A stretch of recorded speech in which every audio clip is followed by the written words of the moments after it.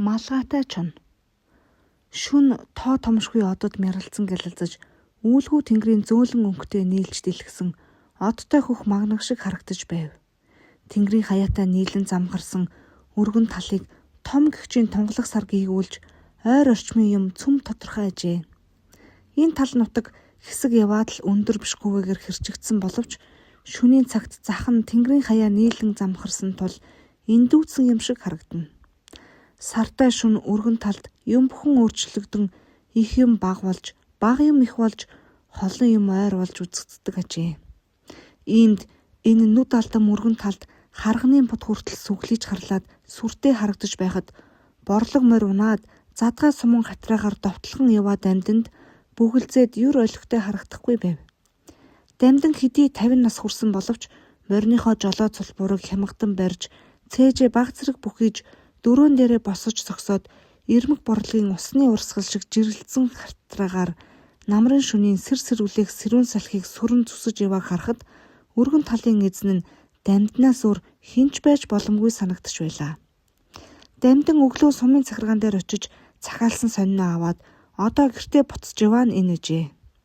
Алсын ямар ч баримжаагүй энэ талыг 5 хуруу шиг мэддэг дамдан тэнгэрийн хаяаг ширтэн эр бор харцгийг шуранхайлан аялж явахт нь сагалгараараа хүзүүнээс нь дүүшлэгдсэн эсгийн малгай нь хатрагч морины ээжлэн самарч байгаа хөлийн аясаар хоёр далны хооронд савагдаж байв. Аяа хөөрхийн алдраа минь зээ гээд дуугаа давуулан уянгалуулж нүргүүлэн уушгиндаа хуримтлсан хийгээ айжмаар шахаж гаргах зуур бүдүүнээрээ атгад уужин багтах бөгөөд уртаараа хоёр баримаас хэтрэхгүй боловч чоны хянган хоншоор дэр үхлийн ланту болон буудаг гөлчгөр яргаа ташуураа морьныхоо дил дээгүүр хөндлөн тавьжээ. Дамдан борлог морио унсан цагт энэ ташуураас салдаггүй. Дамдан борлог морь яргаа ташуур гурав бол олон чонын амийг тонилгосон юм. Үргэлжилж байгаа усны урсгал шиг хатран согоо хоёр жихөө солбиж байгаа борлог морио байн харахад дамдны сэтгэлд ертөнцийг хэд тойрсон ч болмоор юм шиг санагдаж байв. Хоолойнхон хамгийн өндөр, хамгийн нам хөгийг хослуулан дуулж шөнийн гүнд дарагдсан өргөн талын чимэг болон явтал өмнөр нь ямар нэгэн бүдэг дүрс бүртэлцэн өнгөрөх шиг харагдав. Ажиглавал өвөр даран зам огтлоод давхиж байгаа чон ажээ. Чон гэхэд борлог морь яргаа ташуурнд бодогдож сэтгэл нь хөдлөн бүхийтэл давхиж яваа чоныг хэдийний харж эмтсэн бөгөөд хурдан хөлөөрөө дамдны ташуурын дор олон чоныг тушааж турсан борлог морь соотон хоёр чихээ хулмайлхан нисэх мэт хурдлав. Говь талын хахир хайр хөрсөнд хурдан борлогийн дүрэн туурайд онглогдон хаягдсан хайраг чулуу хавралдаад байн оч гэрэлцэн. Сарны гэрэлд замхарсан өргөн талын мандлаас улам бүр тодорч байгаа чоныг алдалгүй ширтэж ташуураа чонын сарсан хоншоор дээр буулгах цаг ойрхон болсонд сэтгэл нь хөрөн улам бүр урагш бүхийж бараг морьныхоо дэлтийг хацраа нийлүүлэн явлаа. Дамдны нүд завчлах ч үгүй байв. Чоныг мориороо хөөж ташуураар зохих гэдэг бол маш их зориг самбаа шаардсан үнэхээр нарийн урлаг юм. Энэ үед илүү хөдөлгөөн хайнгууд байдал огтхонч байж болохгүй. Учир нь морь бүр гүйцээд очиход эцсийн тулалдаанд шийтсэн чон эргэж дайрдаг нь ёс. Чухам ингэж эргэн дайрсан үед түүний сарсан хоншоорыг алдахгүй зохих хэрэгтэй. Тэр мухар сүм хөрөхгүй ташуураар нарийн хоншоороос өөр газар зохих буюу алдвал улаарсан чонын соёо аль хүрсэн газартаа шигдэн ордог гэжээ. Хэдийгээр сартай боловч чон тул эргэж дайрах чоны хоншоорыг алдахгүй зохино гэдэг бас тийм хялбархан хэрэг биш билээ. Хурдан борлогийн товтолж байгаа сүрхий чимээнээс цоцсон чон хүчээ шавхан хурдалж анхандаа мөрдөгчөөс баг зэрэг холдсон боловч удалгүй туурайн тачгансан сүрхий чимээ улам бүр ойртон сонсогдох болов. Ам тавин зүгтэж байгаа чон хоёр тишээ сүлжин гүлэлзэж хар сумаа дахин харвавч тусалсангүй. Чон ойртох тутам борлог морины хурд уламж нэмэгдэж дамдан ташуураа далайн шүдээ тас зууж нүрийнх нь бүх арьс нүдний хооронд хуралдан зангирсан хурц нүд нь чонын толгооноос салахгүй байв. Гэтэл нүдний өмнө үнэхээр үнэншмээргүй нэг юм бол тусав. Өмнөх нь цугтаж яваа чон малгайтай юм шиг харагдсан билээ. Гэвч малгайтай чон байна гэдэгт хэн анхаарад итгэх вүлээ? Сайн ажиглан харвал гарцаагүй малгайтай чон байв. Бүр малгайдаа өндөр оройтой шовгор малгайтай байв. Энэ сонин бөгөөд амар юмыг хараад нуруу өөд нь хүйтэн ус хийх шиг толгой өнгөсөнд босох шиг болов. Хэрэг дамдын самбаа олж мориныхаа амийг татаагүй бол борлог морь малгайтай чонын дэргэд хүрэх байсан бөгөөд тэр үед чон эргэж дайрсан бол дамд нь сарсан хоншоорыг олж чадахгүй сандрах байсан дамжиггүй билээ. Чон гүйцэнтэй ахсарсан борлог морины амийг татаж тогтоох гэдэг бол тийм амар хэрэг биш. Дамдан маш их хүч гарган борлог морио тогтоогоод чонын явсан зүг харвал бараа нь үзэгдэхгүй болжээ. Борлог морь тогтож ядан амаа бололдож чонын явсан зүг тэмүүлв. Дамд нь тэр зүг хөндлөгөөнгүй боловч айсан том нүдээр ширтэн магнадаа чигэрсэн хүйтэн хар хөлсөө ханцуугаараа арчив. Малгайтай чон. Өндөр гэгчин шовгор оройтой шүү. Ямар аймаар, гайхмаар юм бэ.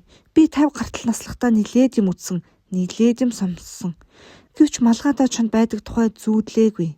Чон байсан уу? Гарцаагүй чон байсан. Гэхдээ тэгээд юунд малгайтай юм бэ? Мэдхгүй гэж гэрийн зүг мориныхоо амьсгааг дарж сажлан явахтаа бодов. Малгайтай чонын тухай бодох тутам саяхан өөрт нь хөөгдөж байсан тэр чон одоо өөрийнх нь араас хөөн ойрхон ирж байгаа мэт санагдаж хөмсгөө атруулан байн эргэж харсаар явснаа дахин өндийж борлог мориныхоо хурдаар урагшлан тавхив. Өмнөөс нь хотож нохоо хуцаар ухтан ирэхэд дамдан гэртээ тулж ирснийг сая мэдэв. Уяан дээрээ ирж буугаад үзвэл морин бараг туруу халз хөлөрчээ. Иймд ингээд тавьбал тосон жилбэн болж магад гээд сойж хонохоор тохом татаж уяад имэйлээ авч гэртээ орлоо. Аргалын цог дээр халуунаар байсан цайгаа ууж хоол идэж байхад сэтгэлээс нь чон салахгүй байв. Гэвч тэр юр бусын юмны тухай ярил эхнэр хүүхдээ айхаас эхлээд ямар ч цуурхал дэгдэж магад гэж бодоод тэр тухай юу ч ярьсангүй. Бас малгайтай л байсан байх та. Аль би буруу харвуу? Гүй гарцаагүй өндөр шовгор оройтой малгайтай байсан гэж бодоход түүнийг дахин харах юмсан гэж бодогдно. Гэтэл өмнө нь давхиж яваа өндөр шовгор оройтой малгайтай ч харагдах шиг болов.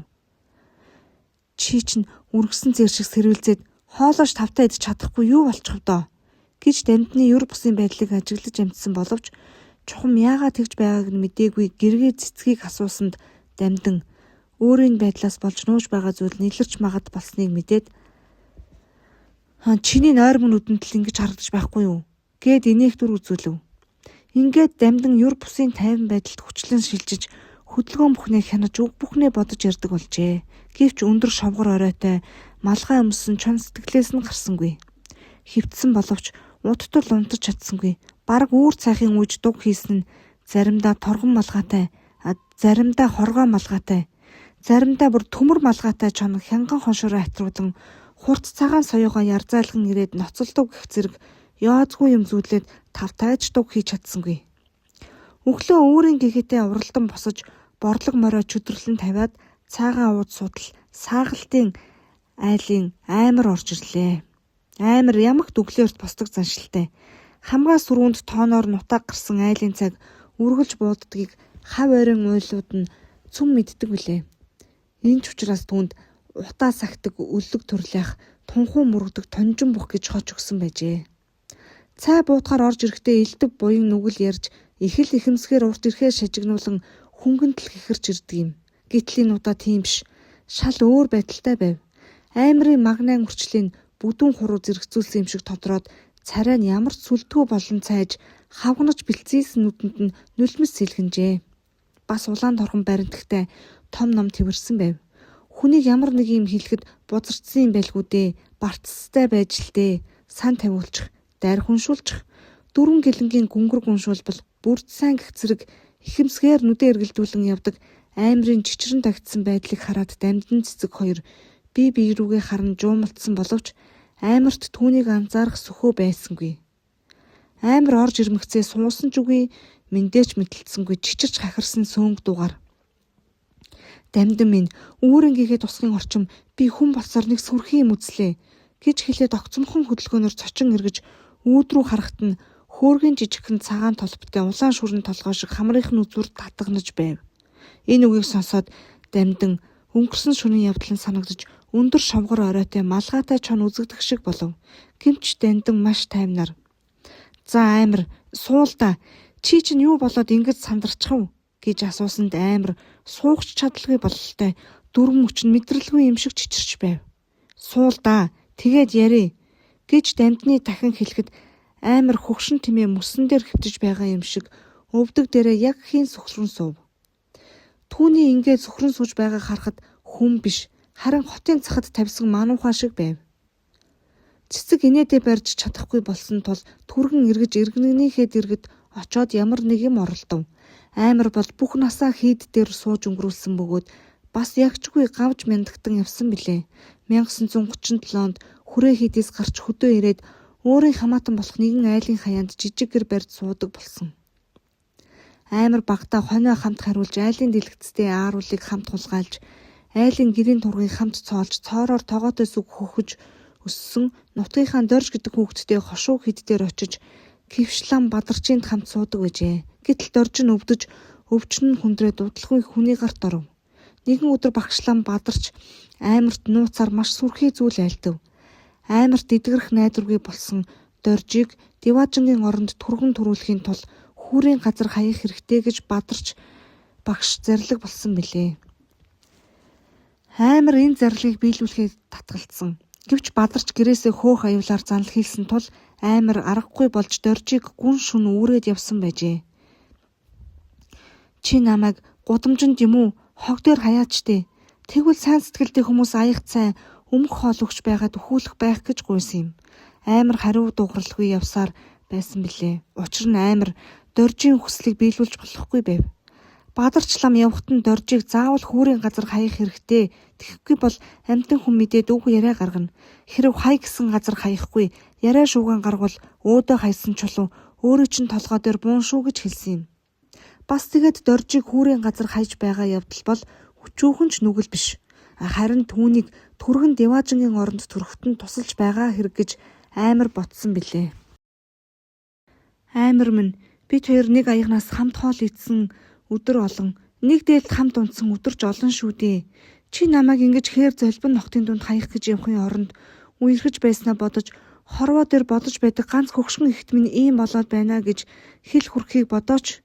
Би өөр хүнд хэрэггүй ч гэсэн түүндээ хэрэгтэй шүү дээ гэж доржиг гуйсанд Аймар бас л хариу дуугараагүй билээ. Тэгээд доржиг хүүрийн газар хаяад эргэхэд нь эрэх төрөл гэж байдаг бол би юр бусын үлсгэлэн араатан болж төрөөд юуны өмнө чамайг идэнэ гэж чихэнд нь хадсан маш муухай дуугаар дорж хашгиран хэлсэн юм.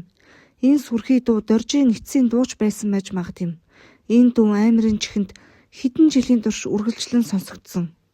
Доржийг ингэж амьдаар нь хайсныг хэн ч мдээгүй бөгөөд тэр нь зөвхөн Бадарч Аймар хоёрын нууц болон өнгөрчээ.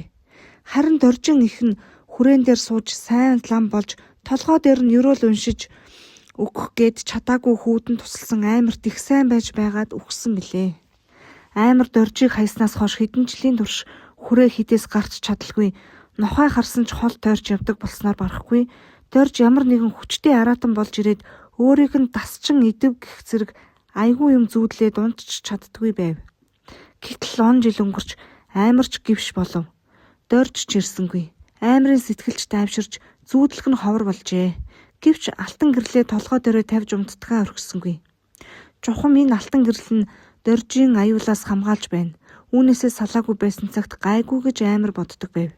Гэтэл өнөө өглөө урдах заншлаараа эрт босоод айлын тоноор гарах удааг ажиглан харж байтал маш сүрхий юм үзэгдэв. Тэр айхтар юмыг үзээд өнөөх гайхал дорж намайг итгэхэр ирээд байна гэж бодсон ажээ. Дорж, гарцаагүй дорж, түүнээс өөр ийм юм байх ёсгүй гэж бодон ухаанаа алга болтлааж гэртээ ороод алтан гэрлийн аваад гэрээ эргэж явхад нь дандны гэрийн тоноор утаа манарч байх нь үзэгдсэн тул тэднийх рүү шууд явсан байж. Харин энэ удаа цай буутахаар ирсэн биш, чонын эрлэг болсон дандны хамгаалалтад орвол айхтар амтан болж хувирч ирсэн доржид дасчуулан идүүлэх аюулаас зайлж болох болов уу гэж гордож ирсэн байжээ. За тэгэд чи юу үзв гэж дандны асуухад Аймар юм хэлэх гэснээ амьсгаандаа хахаж ирүүн чичрэн дуу гарсангүй тагжран аман ангалцснаа дахин урт гихчин амьсгал авч би малгайтай боохон үзлээ гэж хэлээд доод уруулаа дотгошн өмгөхөд өрөөсөн нүдний нулимс хамрыг нь хажуу дагаж бөмбөрөн унав. Энэ үгэнд цэцэг эргэж Аймар руу харснаа инээд алдаж нөгөө хөхөөг хүйцээр цохиж алдаг шиг юм болох нь шивдээ. Үүний чинь хэн үнэмшдэг юм бэ гэд тунхуутай цай аяг авч Аймарын өмнө тавив. Цэцэг минь би үнэхээр үдсэн. гэж амар хэлээд бас л үндэлцэж орчин тойрноо ажиглав. Дамдин аягдаа цагаан оочиж бодол хийлэн удаан залгих зуур баруун талын орон дээр зэрэгцээ дунтаж байгаа хүүхд рүүгээ ажиглан харж байснаа эргэж цэцэг рүү харахад цэцэг өөрөөр нь ширтэн байлаа.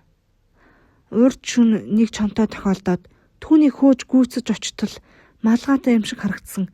Тэгт нь хөөхөө болсон гэж дамдин ямар нэгэн энгийн бөгөөд олонтоо тохиолддог ерөн явдлын тухай ярьж байгаа юм шиг гайхалтай тайвнаар хэлв. Цэцгийн нүүрэн таталтан арьсан язрах гэж байгаа юм шиг гүлгэр болоод дамдин руу дуугүй ширтэж байснаа гинэт ухаарсан юм шиг чанга дуугаар. Чи ингэж савааг үтж явдгаа болвол дээр шүү. Чон хүж байгаад л нэг мэтгэд үхсэн байх үедээ гэж зэмлэн хэлв.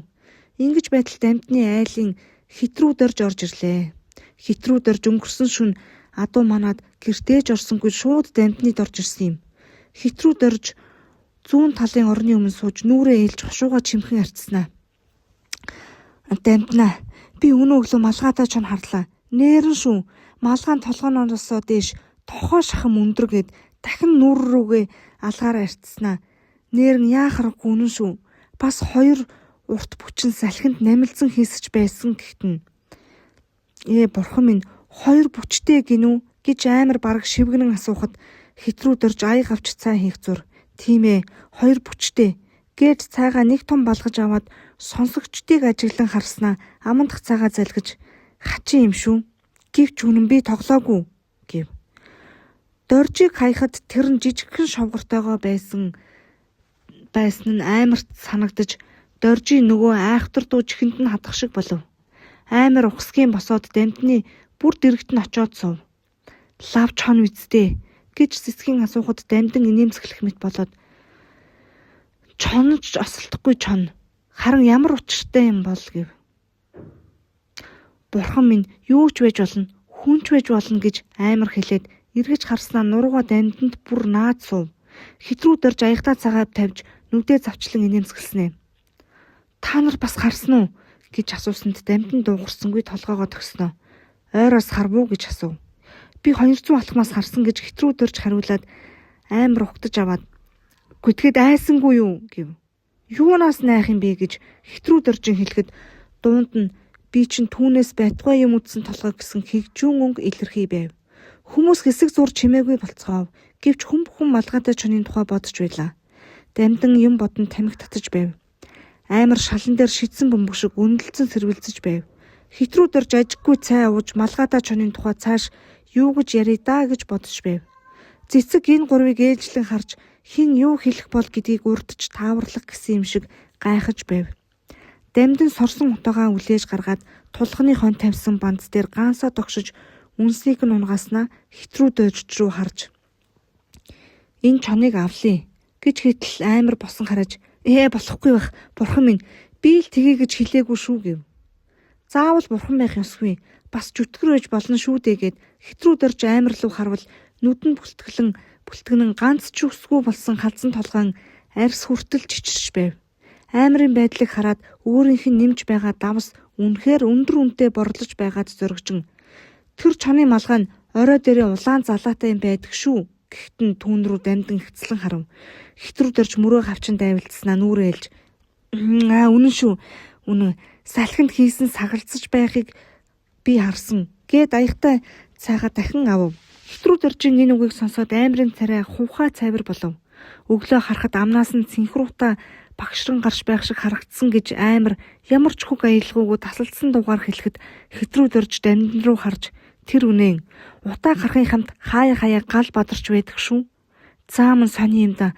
Үзээгүй хүн бол огт үнэмшихгүй шүү гэд суудлаа засснаа үргэлжлүүлэн бид ч харсан болохоор хин хинээ үнэмшгэл юм. Үгүй тэгээд хин ч ингэж худал хэлж байх үлээ дээ. Үгүй нөхдөө хүнтэй мөн хөгийн юм тохиолддог юм шүү. Би урд даашин хүүгийн адууг дууж яваад нэг сони юм болж илээ. Нэг шөнө адуу манаж байлаа. Үгүй тэр шүнийн харанхуй байсан гэдг нь унаж яваа морины чигч хүртэл харагдахгүй байсан юм шүү.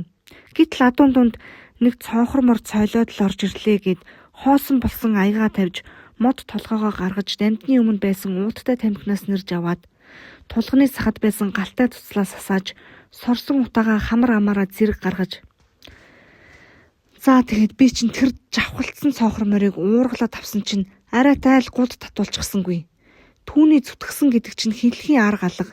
Би ч татаад л байлаа. Тэр ч зүтгээд л байлаа.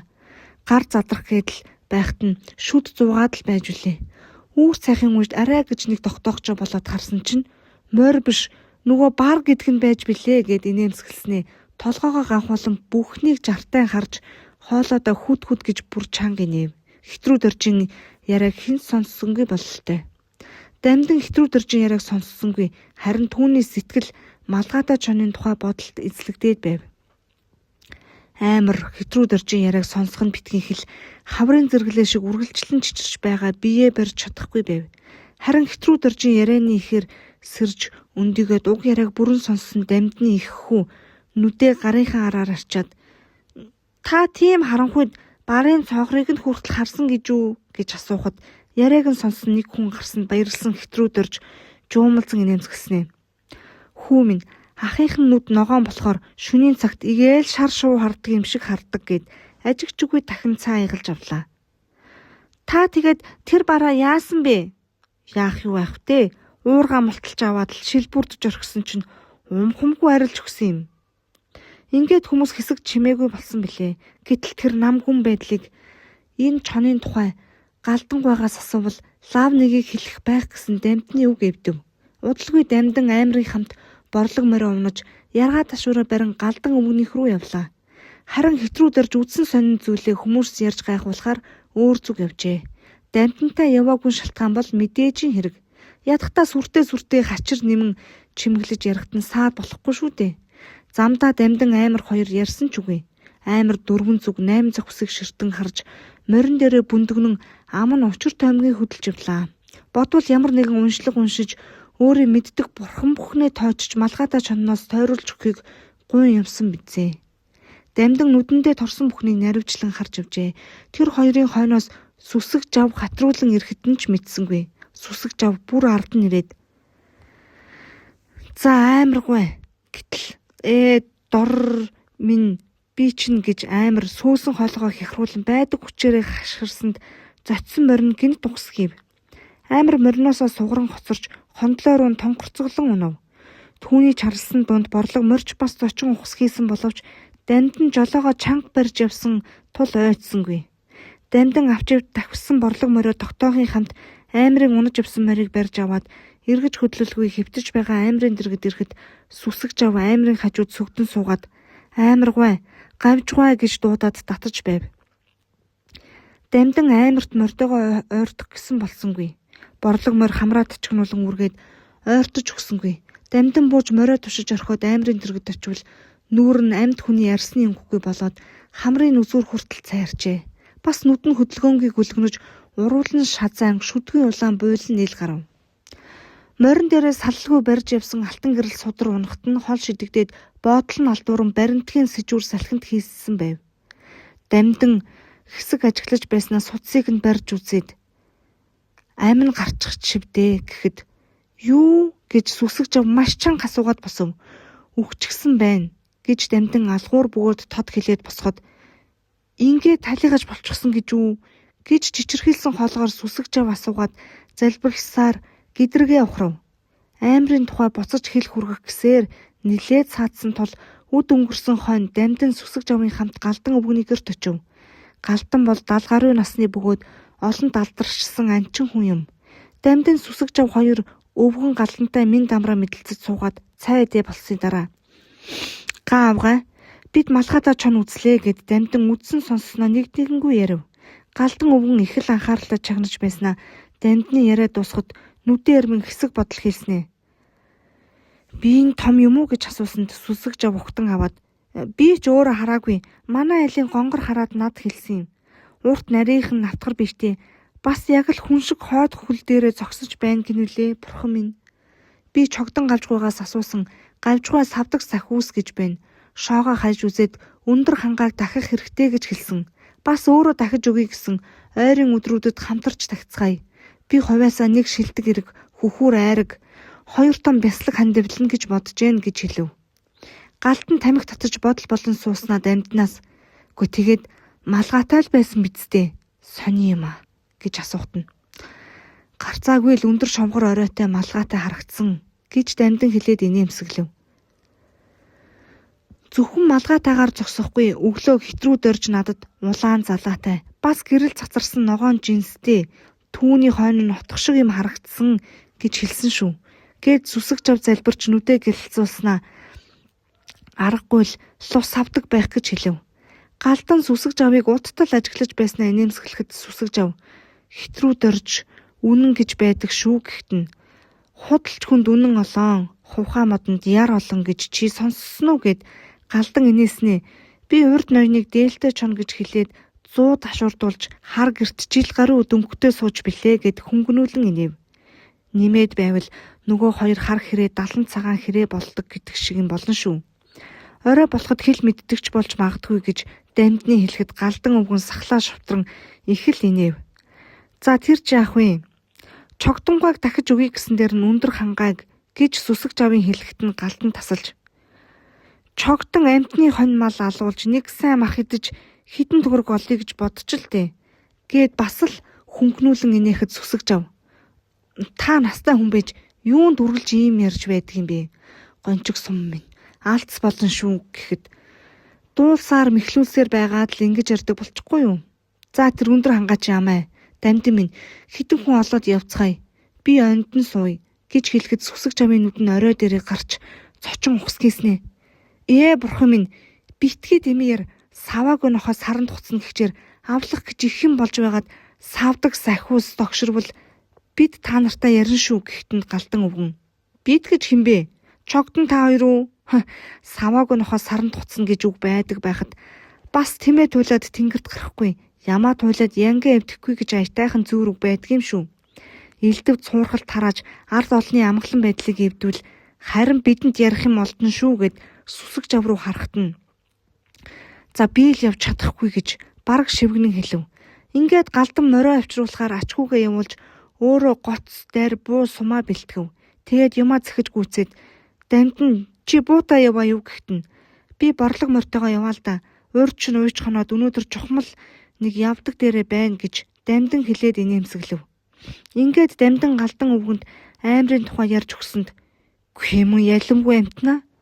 Нөгөө сохор зоосны үнгэн үхэл гэдэг чинь тэр дээ" гэж хэлв. Сүсэг жав галдангийн хөдөлгөөн бүхнийг хялалзан ажиглаж царай нүрчилсэн байв. Ингэж байтал галдангийн ач хүү морь барьж ирээд эмээлж бэлхэн болсныг мэдгэв. Дамдин галдан хоёр гэрээс гарахад сүсэг жав бас дагаж гарлаа. Ингээд гурвлаа мордоод байж байтал сүсэг жав. Та хоёрын энэ хэрэг биш болно шүү. Одоохон дээрээ болж өндөр хангааг гэхтэн Дамдин тасалж зүгээр та нарт гин болохгүй гэв. За би ч босъё даа гэд сүсэг жав морьныхоо амийг эргүүлж салан явлаа. Дамдин галдан хоёр замдаа хидэн айлаар орж 7-8 болж аваад хідэн цаг явж чонын гүйдэлтэй газараар хайгуул хөвч малгайтай чон тохиолдсонгүй. Тэр өдөр нэгэнт орой болсон тул анчид айл унтцгаагаад маргааш нэрт босож чон бүгж болох хідэн хаданд үргэлэг хийсэн боловч малгайтай чон олдсонгүй. Харин өөр нэг азарган чон гарсныг галдан буудаж алав. Орой нар жаргахын үед анчин нэгэн ухаа дээр гарч ирлээ. Энэ ухаагийн цаад руу өргөн тал үргэлжилжээ.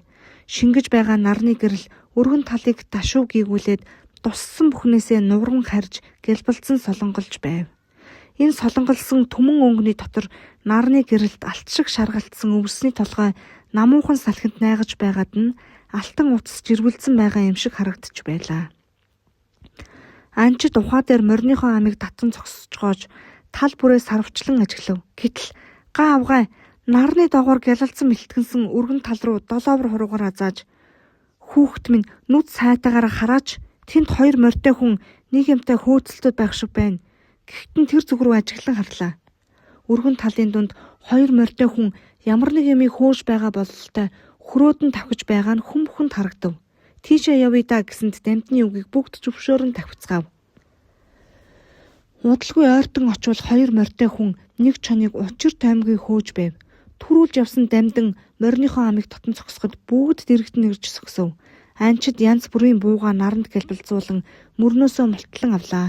Дамдин яргаа ташуураа өргөж борлог морьныхоо дил дээгүүр тамьснаа. "Нөгөө чон чинь мөн байна" гэв. Хүмүүс тэр зүг харга малгайтай чонын авлалтад бэлтцгээв. тэр чоныг хөөж байгаа хүмүүсийн мордон цуцсан тул чон улам бүр холдож байв. За та нар бууга бэлтцгээгээд амдаад явцгаа.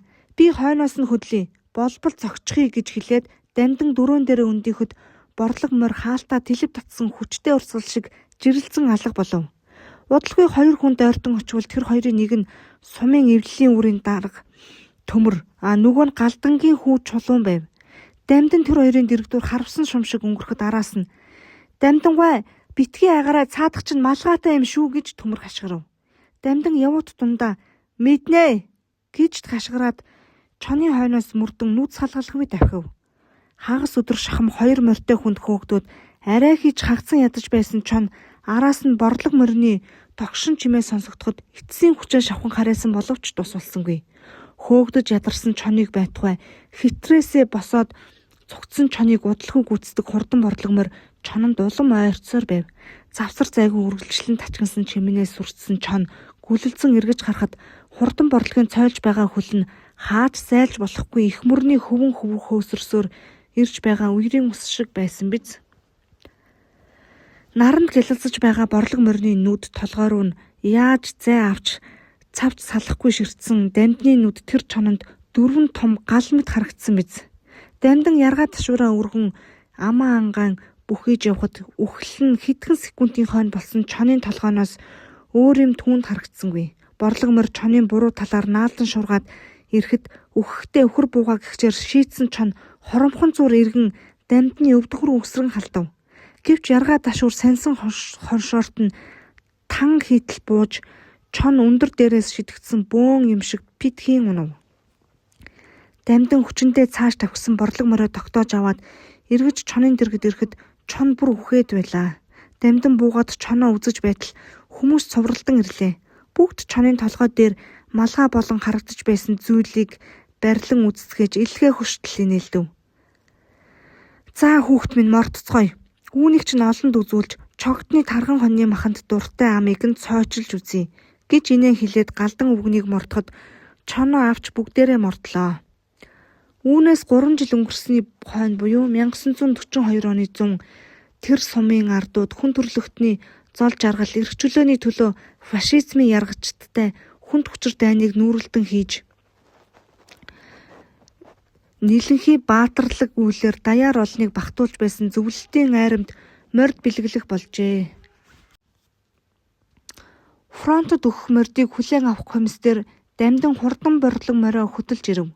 Цугларгасад дамдны борлог морины тухай шагшин ярилцав. Хурдан борлогч чон алахын төлөө төрсөн юм шиг мордоо. Чихээ хулмайлгаад сунам хурч байх нь нэг багтай шүү.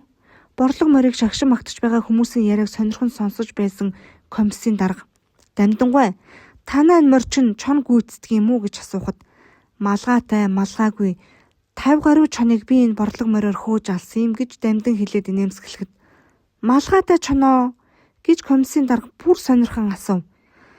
"Тийм ээ, малгайтай чон" гэж дамдан ажиггүй хэлв. "Сони юм байна да. Ямар учиртай юм бол та ярьж өгнө үү?" гэхэд дамдан хөтлөө зогсож байгаа борлог морио харахад зөв урд холлоороо алгуурхнаар газар зовчилж байв. Тэр жил манай энд малгайтай чонд бий болов. Түүний тухай цуурхал их тэгдэв. Хулган зурм мэт ялимгүй амьтад хүртэл айрснаасаа өхөж байж лээ. Тэгээд бид хідүүлээ түүний хөөсөөр хамгийн өмнө миний борлог морь гүйцээд би дашуураар цохиж алсан юм. Тэр бол малгайтаагаас гадна бас хойд хоёр хөл дээрээ зогсож алсын бараа хардаг байж билээ гэхэд комиссийн дарга угтаж аваад "Тэр ч яах вэ? Дэрсний чонд тэгж хойд хоёр хөл дээрээ зогсож чаддгийм. Би мэднэ. Ганцхан малгай нь ямар учиртай юм бол" гэж асуухад нь дамдан аажмаар "Тэр тарвахгүй газрын чон байсан бололтой. Тэгээд нэг тарвах барьсанд өнөөх нь шанаанаас нь зууралдан өгчээ. Чон амандаа хүрснийг нь эдсээр тарвхны арьсанд толгоотойгоо шанаанд нь үлдэж дээш босон хатжээ.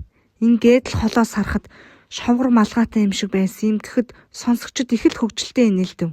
Дамдан борлог мориныхоо цулбуурыг урт аюуш хадаг жижигхэн цахиатай хамт барьж комиссийн даргад өгөөд "Миний борлог морь, миний хайрт борлог морь. Надад үүнээсээ салахад хүнд байна. Гэвч тэнд зөвлөлтийн нутагт дайн болж өдий төдий сайхан хүмүүс бидний төлөө миний гэрт фашизмын боолчлогчид давшин орж ирэх аюулыг хааж хүлтэн байлдаж байна. Тэгэхэд би ганц морио харамлаад байх сэтгэл алгаа. Энэ морь малын дайсан хөх чоныг алдалгүй гүйцэтгэв. Одоо бүх хүн төрлөختний дайсан гийтлэрийн ярахчин чоныг дарахад борлог морь минь Баатар улаан армийн багтаа эрийн итгэлтэй явна болог гэж хэлээд борлог морьныхоо хушуун дээрээс удаан гэгчин шимэн үнсгэд нүдэнд нь нулимс сэлгэнэж байв. Тэгээд дамдан маш түргэн эргэж уяар явах зур ханцуугаараа нулимсаа арчиж байх нь харагдав. Комиссийн дарга хурдан борлогыг хөдөлж очоод зэллэн татсан уяанаас уяхад алслан холдож байгаа дамдны хойноос чихээ соотгонуулан ширтэж байснаа толгоогоо хаялан газар завчлав.